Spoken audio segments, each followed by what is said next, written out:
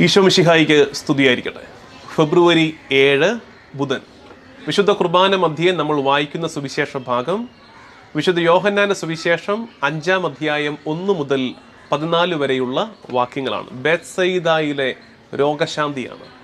നമ്മൾ ഏറെ പാടി പതിഞ്ഞിട്ടുള്ളൊരു പാട്ടാണ്. പ്രത്യേകിച്ച് എനിക്ക് തോന്നുന്നു വട്ടായിക്കാനച്ചൻ്റെ ഒക്കെ ധ്യാനങ്ങളിലൂടെയാന്ന് തോന്നുന്നു ആ പാട്ട് ഒത്തിരി ആളുകളിലേക്ക് എത്തിയത്. ബേത്സയിദ കുളക്കരയിലെ രോഗി പോൽ ഞാൻ കിടക്കും, നിന്റെ കരുണ തേടുന്നു വൈദ്യനെ വൈകല്ലേ എന്നൊക്കെ പറഞ്ഞുള്ള പാട്ടില്ലേ, സുന്ദരമായ പാട്ടാണ്. ആ പാട്ടിനകത്തെ അർത്ഥമാണ്, ആ സംഭവമാണ് ഇതിനകത്ത്. ഈ യോഹന്നാന്റെ സുവിശേഷം 5-ാം അധ്യായം 1 മുതൽ 11 വരെയുള്ള വാക്യങ്ങൾ. ജെറുസലേമിൽ തിരുനാളിന് എത്തിയ ഈശോ ബേത്സയിദ കുളക്കരയിലേക്ക്, ആ കുളത്തിൻ്റെ മണ്ഡപത്തിലേക്ക് എത്തുകയാണ്. അവിടെ എന്താ നടക്കുന്നത്?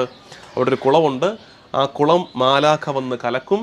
മാലാഖ കുളം കലക്കി കഴിയുമ്പോൾ ആദ്യം ഇറങ്ങുന്നവർക്ക് സൗഖ്യം ലഭിക്കും.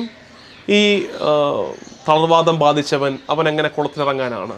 അവനിങ്ങനെ കാത്തുകെട്ടി കിടക്കും, ആരും അവനെ കുളത്തിലിറക്കാനില്ലതാനും. അതുകൊണ്ട് 38 വർഷമായിട്ട് അവൻ അങ്ങനെ സങ്കടപ്പെട്ട് കിടക്കുകയാണ്. അപ്പോൾ ഈ കുളം സൗഖ്യത്തിൻ്റെ കുളമാണ്. ഈ കുളം ബേത്സയിദ കുളം സൗഖ്യത്തിൻ്റെ കുളമാണ്. ഇപ്പോൾ എന്താ സംഭവിക്കുന്നറിയാമോ?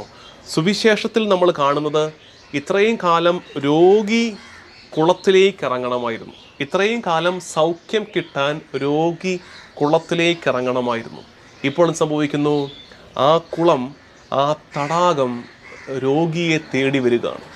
അതാണ് ഈശോ അവനെ തേടി വന്നതിൻ്റെ അർത്ഥം. ഈശോ അവനെ തേടി വരികയാണ്. പലപ്പോഴും നമ്മുടെ ജീവിതത്തിൽ അങ്ങനെയാണ്. നമ്മൾ ഈശോയെ തേടി പോകേണ്ടവരാണ്. നിർഭാഗ്യവശാൽ അലസത കൊണ്ടോ അശ്രദ്ധ കൊണ്ടോ നമുക്കതിന് കഴിയാതെ വരുമ്പോൾ പലപ്പോഴും നമ്മൾ അനുഭവിക്കുന്നത് സൗഖ്യം നമ്മളെ തേടി വരികയാണ്. ബേത്സയിദ നമ്മളെ തേടി വരുന്ന അനുഭവം നമുക്കുണ്ടാകാറുണ്ട്. അതാണ് കർത്താവിൻ്റെ കരുണയേറിയ സ്നേഹമെന്ന് തിരിച്ചറിയണം. രണ്ടാമത്തെ കാര്യം, ഇതിനകത്ത് ഈ ഭാഗം വായിക്കുമ്പോൾ നമുക്ക് ഏറ്റവും കല്ല് കടിക്കുന്ന ഭാഗം ഏതാ? ഈ ഭാഗം വായിക്കുമ്പോൾ നമുക്കിത് അതെന്താ അങ്ങനെ, ഏതായിരിക്കും അങ്ങനെ ഒരു ഭാഗം? അങ്ങനെയൊക്കെ തോന്നണം കേട്ടോ. ബൈബിൾ വായിക്കുമ്പോൾ അങ്ങനത്തെ കല്ലുകടികളും കൗതുകങ്ങളും തോന്നണം. കാരണം സ്റ്റക്കാകണം ഇടയ്ക്ക്. അങ്ങനെ സ്റ്റക്കാകുന്നിടത്താണ് കർത്താവ് നമ്മളോട് പിന്നെ സംസാരിക്കാൻ തുടങ്ങുന്നത്. അങ്ങനെ സ്റ്റക്കാകുമ്പോൾ നമ്മൾ ചോദിക്കണം, കർത്താവേ അതെന്താ അങ്ങനെ എന്ന് ചോദിക്കണം. അപ്പോൾ ഉത്തരം കിട്ടും. നമ്മളെങ്ങും സ്റ്റക്കാകുന്നില്ല എന്നതാണ് നമ്മുടെ അപകടം. We take things for granted. നമ്മളങ്ങ് വായിച്ചങ്ങ് പോകത്തേ ഉള്ളൂ. ഇവിടെ നമ്മളിൽ കൗതുകം ഉണർത്തേണ്ട ഒരു കാര്യം, ഈശോ 38 വർഷമായിട്ട് തളർവാദം ബാധിച്ചവനോട്, ബേത്സയിദയുടെ കുളക്കരയിൽ കിടക്കുന്നവനോട് ചോദിക്കുകയാണ്, സൗഖ്യം പ്രാപിക്കാൻ നീ ആഗ്രഹിക്കുന്നുണ്ടോടാണ്. അത് കേൾക്കുമ്പോഴേ നമ്മൾ ചോദിക്കണം, എൻ്റെ പൊന്നീശോയെ എന്തൊരു പൊട്ട ചോദ്യമാണ് ചോദിച്ചത്. 38 വർഷമായിട്ട് തളർവാദം ബാധിച്ചവന് സൗഖ്യം പ്രാപിക്കാൻ പിന്നെ ആഗ്രഹം കാണത്തില്ലേ? പക്ഷേ ഈശോയുടെ ലോജിക്ക് വേറൊന്നാണ്. ഈശോയുടെ ലോജിക്ക് എന്നറിയാമോ? അതായത് 38 വർഷമായിട്ട് ഇവന് തളർവാദമാണ്. അപ്പോൾ ഈശോയ്ക്ക് അറിയേണ്ടത്, സുഖപ്പെടാനുള്ള ആഗ്രഹം ഉണ്ടോ സ്റ്റിൽ, അതോ പോയോ? സുഖപ്പെടാനുള്ള ആഗ്രഹം നിനക്ക് ഇപ്പോഴും ഉണ്ടോ, അത് നിനക്ക് ആ ആഗ്രഹം പോയോ? നിൻ്റെ ഈ അവസ്ഥയിൽ നീ കംഫർട്ടബിൾ ആയോ? 38 വർഷം കൊണ്ടേ ഈ അവസ്ഥയിൽ നീ അങ്ങ് കംഫർട്ടബിൾ ആയോ? അതാ കർത്താവിന് അറിയേണ്ടത്. അപ്പോൾ അവൻ പറയുകയാണ്, എനിക്ക് ആഗ്രഹമുണ്ട്, പക്ഷെ എന്നെ കൊണ്ടാവതില്ല. കർത്താവ് പറയുന്നു, ആവതില്ല എന്നുള്ളത് പോട്ടെ, ഇതാ നിൻ്റെ മുമ്പിൽ വന്നിരിക്കുന്നവൻ ശക്തനാണ്. നിനക്ക് ആഗ്രഹമുണ്ടോ? അതറിഞ്ഞാൽ മതി. ആഗ്രഹം ഉണ്ടെങ്കിൽ ഐ വിൽ ഹീൽ യു. അപ്പം നമ്മളോടും കർത്താവ് ചോദിക്കുന്ന ചോദ്യം എന്നറിയാമോ? സുഖപ്പെടാൻ നിനക്ക് ആഗ്രഹമുണ്ടോ? ഭയങ്കര ക്ലവർ ക്വസ്റ്റ്യൻ ആണത്. സുഖപ്പെടാൻ നമുക്ക് ആഗ്രഹമുണ്ടോ? ശരിക്കും നമ്മൾ ധ്യാനിച്ച് നോക്കിക്കേ. സുഖപ്പെടാൻ നമ്മൾ ആഗ്രഹിക്കുന്നുണ്ടോ? Or are we really comfortable with certain sins? ചില പാപങ്ങളിൽ നമ്മളങ്ങ് കംഫർട്ടബിൾ ആയില്ലേ? സ്റ്റോക്ക്ഹോം സിൻഡ്രോം എന്ന് പറയും അതിന്. Stockholm syndrome. സ്റ്റോക്ക്ഹോം എന്ന സ്ഥലത്ത് ഒരു സൂപ്പർ മാർക്കറ്റിൽ അവിടെ ഈ ഭീകരർ വന്ന് ഇവരെ ബന്ദികളാക്കി. ഈ അവിടുത്തെ ജീവനക്കാരെ, അവിടെ കച്ചവടത്തിന് വന്നവരെ, സാധനം വാങ്ങിക്കാൻ വന്നവരെ ബന്ദികളാക്കിയിട്ട് ഗവൺമെൻറ്റുമായിട്ട് വില പേശി. കുറച്ച് കാലങ്ങൾ കഴിഞ്ഞു. ഇങ്ങനെ ബന്ദികളായിട്ട് തുടരുകയാണ്. അവർക്കവിടെ ഭക്ഷണവും കാര്യങ്ങളൊക്കെ ഉണ്ട്. ഇങ്ങനെ ബന്ദികളായിട്ട് തുടരുന്നു.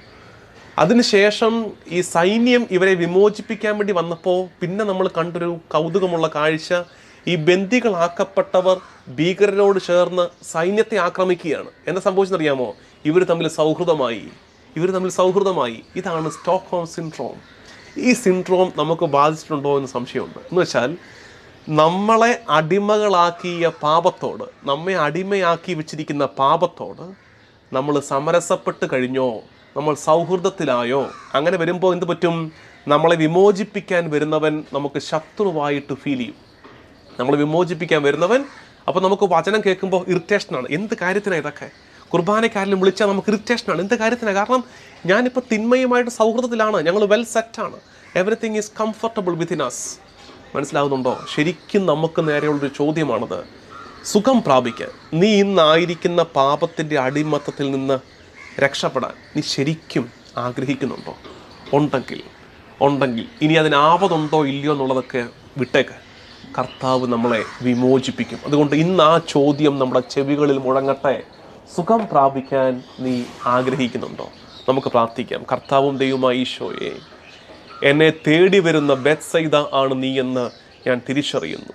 ഈശോയെ, സുഖം പ്രാപിക്കാൻ ഞാൻ ആത്മാർത്ഥമായൊന്ന് ആഗ്രഹിച്ചാൽ ആ നിമിഷം നീ എനിക്ക് സൗഖ്യം നൽകുമെന്ന്, എൻ്റെ ആത്മാവിന്, എൻ്റെ മനസ്സിന്, എൻ്റെ ശരീരത്തിന് സൗഖ്യം നൽകുമെന്ന് ഞാൻ തിരിച്ചറിഞ്ഞ് വിശ്വസിച്ച് ഏറ്റുപറയുന്നു. നമ്മുടെ കർത്താവ് ഈശോ മിശിഹായുടെ കൃപയും പിതാവായ ദൈവത്തിൻ്റെ സ്നേഹവും പരിശുദ്ധാത്മാവിൻ്റെ സഹവാസവും എന്നും എല്ലാ കാലവും കൂടെ ഉണ്ടായിരിക്കട്ടെ, ഇപ്പോഴും എപ്പോഴും എന്നേക്കും. ആമേൻ.